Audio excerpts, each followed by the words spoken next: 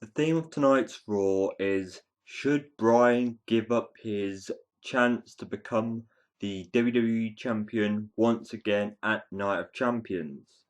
And even though we got the standard beginning of Raw with Triple H, Orton, Daniel Bryan, it was still putting Daniel Bryan in the opener and eventually in the main event, which is spotlighting Daniel Bryan more. Yes, we know he's over, but I think the WWE have a path they want to build up to put Daniel Bryan in a better place. Back and forth, they insult each other. The certain insults I want to pick out was that the WWE or Triple H is doing things best for business, and that's why Doink the Clown never became the WWE champion. It just wouldn't be good for business.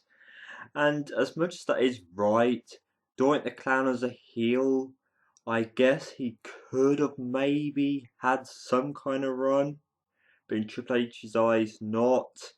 And this basically frustrates Daniel Bryan a little bit, and in the end, Triple H makes the match between Big Show and Daniel Bryan the real man Daniel Bryan should be angry at. So we've got a main event, but the question I have about the main event from this point is, yes, Big Show is the 7 foot dominant giant, but he's recently turned face again. So you're telling me that you expect the face Big Show to attack Daniel Bryan? Well, there'll be more to this in the main event. If The Miz defeating Fandango tonight after breaking his nose during the match is the end of their feud, I really couldn't care. These two are not where they should be. The Miz, when they turned him face, they should have had more of a stronger reason. He should have turned face to become a face who wanted to go and prove himself in the main event. Fandango, well, you guys tell me what his role was meant to be. Following Big Show's spotlight from last week and this week, Dolph Ziggler also got the corporate punishment, as before his match against Ryback, Dean Ambrose attacks him. So if the WWE are going to give us a Dolph Ziggler versus Dean Ambrose feud, I'm all for it. It's a match we've not really seen. It's a good feud. It's given Dean Ambrose, the United States champion, a feud against a who should have been a main eventer. But at the moment, I don't know what they're doing with Dolph Ziggler. He had a good run, slowly prove himself, building up to the main event, but then all of a sudden he seems to be slipping back down. I think this is a real shame for Dolph Ziggler because I find him entertaining. I find him someone that, as a face, as a heel, he could have been good at where he once was. But I'm going to give WWE time. For now, let's hope if the Dean Ambrose versus Ziggler feud happens, we can all enjoy and accept it. But out comes Ryback and he defeats an injured Dolph Ziggler. But to be honest, I don't really care about Ryback winning because that win's probably not going to go anywhere. It's just a shame that Ziggler, just like a lot of his other matches, he had to lose. So the primetime players defeat 3MB. But pushing that match to a side, sometime in the future, we're meant to be getting a debuting new tag team. And at the minute, their gimmick doesn't really excite me, get me interested. What are your thoughts on this tag team that's meant to be debuting soon? Following SummerSlam, one of the questions I had was where the WWE going to take the Bray Wyatt and Kane storyline next. And finally, after a few weeks following SummerSlam, Bray Wyatt finally mentions Kane. Bray Wyatt believes that Kane's pride overclouded his common senses to bring out the monster Kane to show Bray Wyatt who's boss. And now Kane's made his bed and he's burning in it. The fact that the WWE are finally bringing this back, mentioning about it, it's going to get my interest back. But I'm just wondering, what can top the fight around the ring match? With a match with that kind of name, wouldn't you think that's a end of a feud match? But no, the WWE have ideas for this. But at this moment in time, I would like more from this. But maybe it'll be pushed on after Night of Champions to spread this storyline out. Because one of the things that I want to see within the WWE is more storylines. And this one, if they've got an idea, long-term idea for this could be quite an interesting storyline. One thing that really disappointed me is just like Triple H and Randy Orton, I didn't get an invite to Cody Rhodes and Damien Sandow's wedding. I know they're not really getting married, but go with it. But Triple H then abuses power for that reason, that he puts Cody Rhodes in a match against Randy Orton. And in the end, we find out that the reason Triple H did it is because he wants winners and not losers. Well then, yes, Randy Orton defeats Cody Rhodes to prove that point, but Damien Sandow, just like in his match against Rob Van Dam, Damien Sandow's the one that's losing. But I guess you don't really want to release our Mr. Money in the Bank, even though, just like the King of the Ring, does the Money in the Bank have a curse? Do you have to lose just because you're the Mr. Money in the Bank? But all I'll say about this is Damien Sandow needs to start winning, and this is not the end of Cody Rhodes. And Triple H, you're just going to abuse your power to get people to hate you. But in the end, the faces will come out on top. But for now, let's enjoy the heels.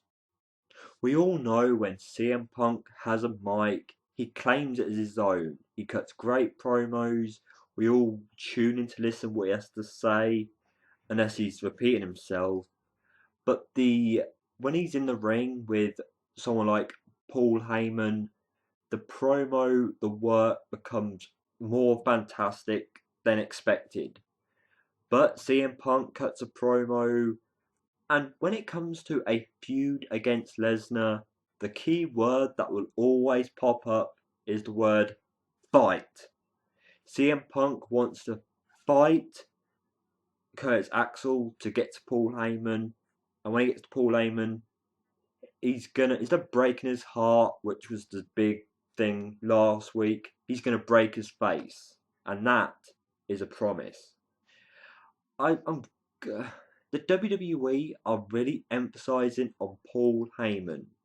Yes, because of Night of Champions, there's that 2-on-1 match, but isn't the feud meant to be more about Brock Lesnar?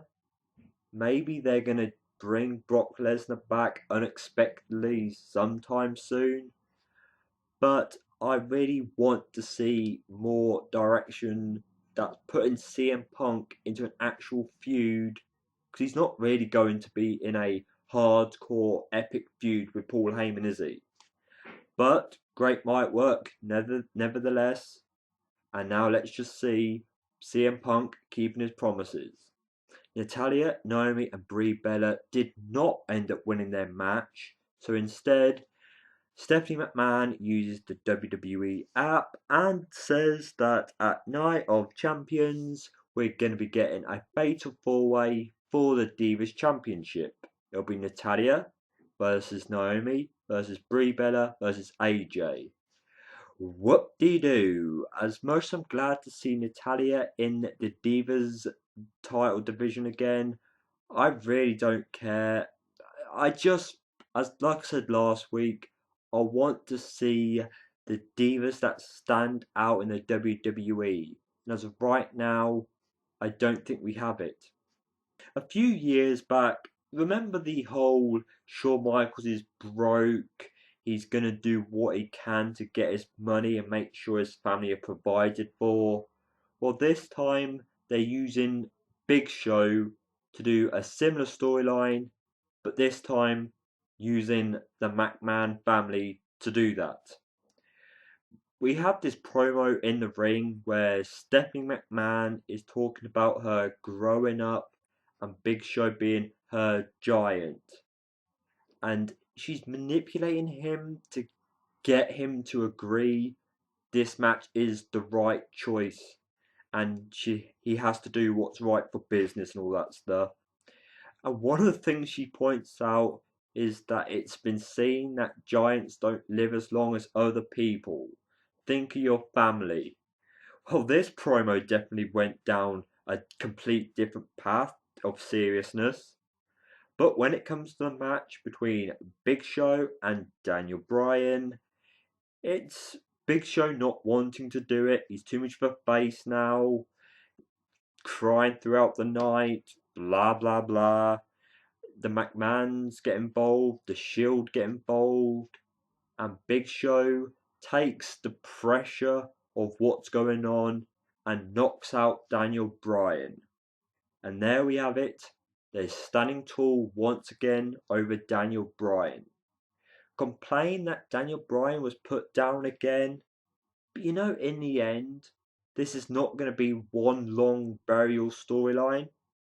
Daniel Bryan, like he said early in the night, he's been fighting his whole life to get to where he is, while other wrestlers, other people in life, have just been given it. And I think that's the key point to Daniel Bryan. I believe that hate the main event, hate the opener, but Daniel Bryan is going to be proving himself. He's going to go somewhere, and we're really, really going to think Daniel Bryan went through all that. What a hero. But people, I've just given you my thoughts of Raw. The big interesting thing and the thing that I really would like is your thoughts. Share them in the comment section below, and I'm going to allow love you and leave you. Yes, you and you and you. Thank you very much, people. Until next time, goodbye.